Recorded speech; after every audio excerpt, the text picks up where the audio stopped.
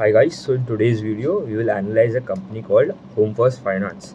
So Home First Finance is a affordable housing finance player है. मतलब they are into your lending of your home loans देता है, loan against property हो गया, and उनका अगर एवरेज टिकट साइज भी देखो तो दैट इज़ अराउंड 10 लाख के आसपास होता है.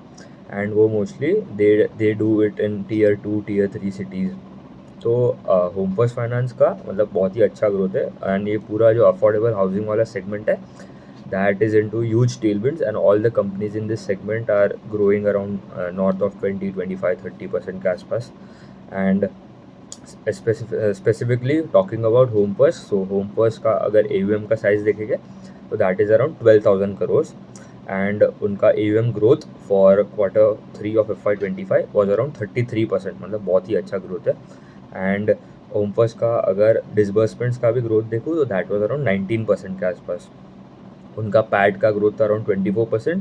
एंड होम फर्स्ट फाइनेंस का अगर मैं देखूँ जोग्राफिकल मिक्स की, मतलब कहाँ से उनका मेजॉरिटी ऑफ कौन से स्टेट से मेजॉरिटी ऑफ द कंट्रीब्यूशन आता है, तो Gujarat contributes to around 30% of the पूरा जो AUM है वहाँ से आता है. फिर महाराष्ट्र से आता है अराउंड 14%, एंड तमिलनाडु से आता है 13%. मतलब ये टॉप स्टेट्स बोल रहा हूँ, मतलब they are spread across I think 13 states के आसपास प्रेजेंट है. एंड उनके टॉप 3 स्टेट्स है Gujarat, Maharashtra and Tamil Nadu. They have around 149 branches, and in Q3 they have added around 7 branches.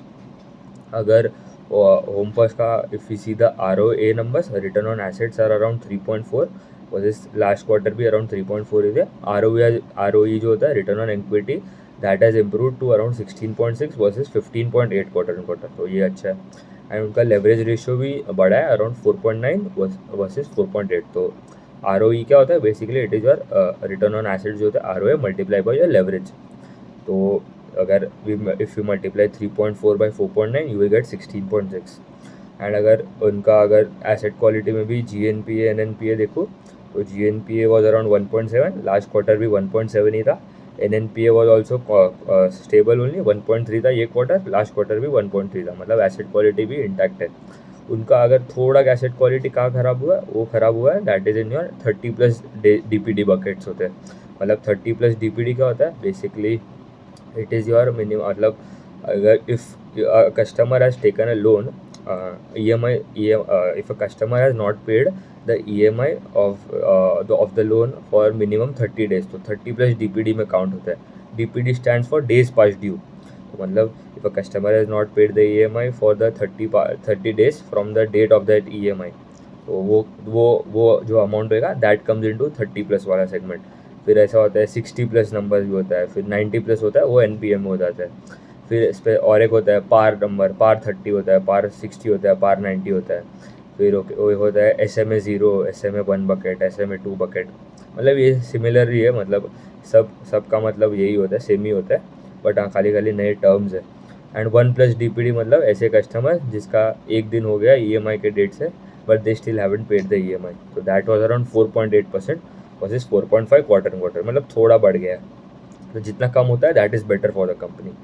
And अगर उनका यील्ड भी देखो तो yield is the rate at which home first will lend to its customers. तो yield इनका मतलब interest rate ही बोल सकता है. तो दैट इज़ अराउंड 13.5% के रेट पे लेंड करता है. एंड लास्ट क्वार्टर भी मतलब एवरेज बोल रहा हूँ that was 13.5 only. And cost of borrowing थोड़ा 10 पॉइंट्स बढ़ गया है, तो 8.4 था वर्सेस 8.3 था last quarter.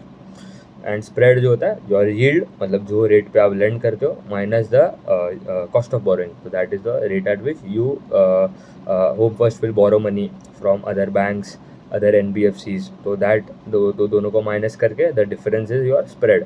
Spread comes to around 5.1%. Last quarter was around 5.1 हुई था, मतलब सेम ही था क्वार्टर भी.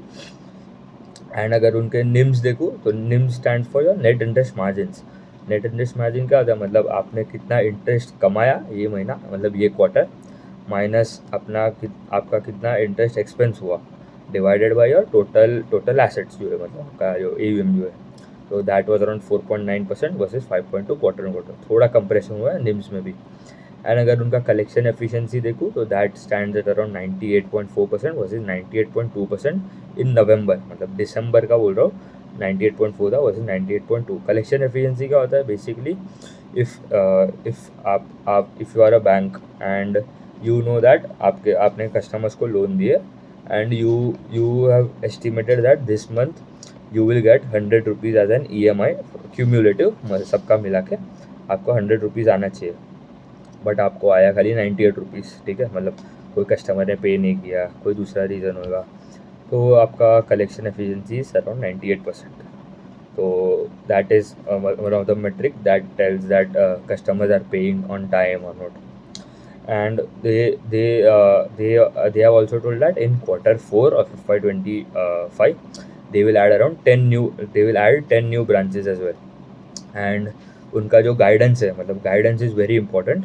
मतलब ये सबका गाइडेंस देखूंगा तो मतलब all are telling that we will grow around, specifically Home पास का बोलूँ and India Shelter and Aptus, तो these are the top 3 players and सबका मतलब ग्रोथ अराउंड 30-35% के आसपास ही आ रहा है एंड उनका गाइडेंस भी ऐसा ही है। तो उनका पहले देख लेता हूँ AUM ग्रोथ का guidance they have given that moving ahead in FY26 FY27 में they have given a broad target that AUM जो है हम लोग का that will reach around 20,000 crore, अभी अराउंड 12,000 करोड़ के आसपास है। तो by FY27 they have told that it will reach around 20,000 crore, मतलब 2 साल में ऑलमोस्ट डबल होएगा। तो that comes to a CAGR of around 28 to 30% के आसपास, एंड मतलब ये बहुत ही अच्छा ग्रोथ है। एप्टस का भी ग्रोथ है, एप्टस ने भी गाइडेंस दिया that they will grow by around 30%। India Shelter has also told that they will grow around 30 to 35%। India Shelter का तो मतलब साइज भी छोटा है, तो I expect them to grow at better rate compare to Home First and Aptus.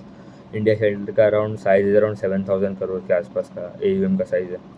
फिर उनका अगर स्प्रेड का गाइडेंस देखूँ तो they have told that the spread जो मार्जिन जो बीच में बनता है, yield minus your cost of borrowing, तो they have told that it would be between 5 to 5.25% के आसपास। एंड अगर उनका क्रेडिट कॉस्ट का भी गाइडेंस देख लूँ तो क्रेडिट कॉस्ट का guidance they have given that it would be between 0.3 to 0.4%, अभी अराउंड 0.32% के आसपास ये क्रेडिट कॉस्ट, तो मतलब वो भी मतलब it is with in the guidance they have stated. Disbursements का ग्रोथ देखूँ specifically they have given the guidance that it would be around 20% to 25% के आसपास का डिसबर्समेंट का ग्रोथ आएगा। डिसबर्समेंट मतलब आपको बोलता है कि आगे जाके आपका AUM जो कैसे ग्रो करेगा, मतलब नॉट एग्जैक्टली बट हाँ समवॉट आपको एक एस्टिमेट दे देता है कि आपका डिसबर्समेंट जो मतलब अभी जो आपका ग्रोथ रेट है वो सस्टेन हो पाएगा कि नहीं। मतलब अगर कंपनी जो अभी माइक्रो फाइनेंस सेगमेंट में जो प्रॉब्लम्स हो रहे हैं, मतलब all the companies like your Arman financials, credit access Grameen हो गया, उज्जीवन, इक्विटास, सूर्योदय, उत्कर्ष, जो स्मॉल फाइनेंस बैंक्स है उनका भी मतलब प्रॉब्लम हो रहा है, क्योंकि उनका मतलब माइक्रो फाइनेंस में मतलब मेजॉरिटी ऑफ द बुक था, तो सब ने डिसबर्समेंट्स करना कम किया। डिसबर्समेंट्स क्या होता है बेसिकली द रेट ने मतलब जो कितना आप लोन दे रहे हो, मतलब एक कस्टमर को मतलब कितना लोन बांट रहे हो आप, ऐसे ही समझ लो रफली, तो मतलब वो कम कर दिया, स्लो डाउन करते हैं एंड कलेक्शंस पे ज़्यादा फोकस करने लगे कोई भी अगर प्रॉब्लम लगता है तो। and they are Home First has told that they will expand more in states like Uttar Pradesh, Madhya Pradesh and Rajasthan going ahead, and they are also doing a fundraise कर रहे हैं to fuel future growth, तो around 1250 crore का fundraise भी कर रहे हैं। तो मतलब उनका leverage ratio अभी अराउंड कितना अराउंड 5x के उतना जा रहा है। तो मतलब जब भी मतलब अभी जब कैपिटल रेस करते हैं तो ROE का नंबर थोड़ा म्यूटेड हो जाता है, क्योंकि आपका शेयर होल्डर्स इक्विटी बढ़ जाता है। ROE क्या होता है बेसिकली आपका जो पैट होता है divided by your share holders equity या नेटवर्थ जो भी बोलते हैं। तो मतलब अगर कैपिटल रेस कर रहा है तो मतलब ये इक्विटी में आता है, तो मतलब आपका नेटवर्थ बढ़ जाएगा, तो डिनोमिनेटर सडनली अचानक से इंक्रीज हो जाएगा, बट न्यूमरेटर जो है वो उतने रेट से इंक्रीज नहीं होगा, तो सडनली आपको लगेगा म्यूटेड नंबर है in the ROE going ahead. तो अभी इनका ROE अराउंड 16.6% के आसपास है, तो suddenly it will fall to around 14.5-15% के आसपास, and it will again gradually it will climb back up to around 17%।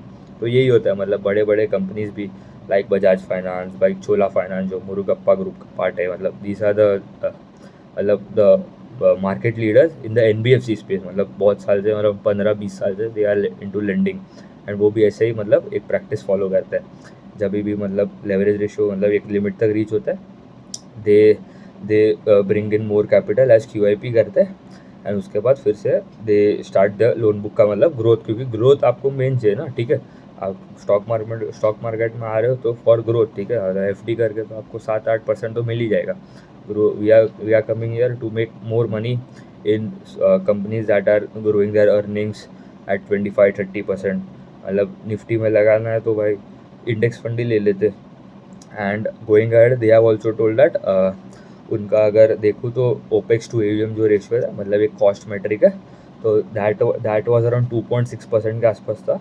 And last year Y 2.9 था. एंड उन्होंने गाइडेंस दिया था टू बी अराउंड 2.7 to 2.8. मतलब वो भी मतलब गाइडेंस इज इंटैक्ट हो. वहाँ पे भी मतलब एफिशिएंसी बोलते हैं, मतलब कितना ऑपरेटिंग एक्सपेंस लाइक रेंट्स हो गया, कॉस्ट टू इनकम रेशियो जो होता है उसके सिमिलर ही होता है. And they have told that they will add around 30 to 40 branches every year. तो अभी आगे जाके they are going to add 10 branches in this quarter. And in FY26 they will add more 30 to 40 branches. ठीक है, उतने ही रखते हैं. अच्छा कंपनी है, ग्रोथ भी अच्छा है, guidance is also strong. And और एक कंपनी है दैट इज इंडिया शेल्टर, उसका भी मतलब मैं वीडियो बनाने वाला हूँ. The next video I will talk about India shelter as well. And अगर इनका होम पास का देखूँ तो yields would improve going ahead, क्योंकि दे हैव टोल्ड दैट उनका जो 15% ऑफ द बुक जो है वो उनका लैब वाले सेगमेंट में 84% is into your home loan. मतलब लोन अगेंस्ट आपका, मतलब आपको घर लेना है तो आपको घर के अगर घर लेना है तो आपको लोन लेना, मतलब if you want to loan तो आपको मॉर्गेज रखना पड़ेगा घर टू द बैंक या जो भी होम फर्स्ट है उनको, उसके अगेंस्ट आपको लोन मिलेगा. एंड दूसरा होता है लोन अगेंस्ट प्रॉपर्टी, मतलब आपको कोई बिजनेस करना है, इसके लिए लोन चाहिए, तो उसके लिए we will do loan against property, मतलब बिजनेस लोन चाहिए तो आपको घर मॉर्गेज रख के you can take out the loan. And तो अभी उसका मिक्स अगर देखो तो 84-85% जो आता है होम लोन से आता है, 15% कम्स फ्रॉम योर लैब वाला सेगमेंट. तो going ahead they have told that जो लैब वाला बुक है वो इंक्रीज होके it will become 20%. And LAP वाला सेगमेंट में जो यील्ड होता है, मतलब the rate at which home first will lend to its customer, वो थोड़ा ज़्यादा होता है. तो मतलब ऑटोमेटिकली जो अगर उनका जो मिक्स में, मतलब इफ़ लैब इंक्रीजेज तो automatically the yield will also increase. तो यील्ड इंक्रीज हो गया, अगर कॉस्ट ऑफ फंड्स अगर उतना ही रहेगा तो आपका स्प्रेड भी आगे जाके इट वुड इम्प्रूव. तो अराउंड उन्होंने गाइडेंस भी दिया 5 to 5.25%, अभी अराउंड 5.1% के आसपास है. ठीक, थैंक यू.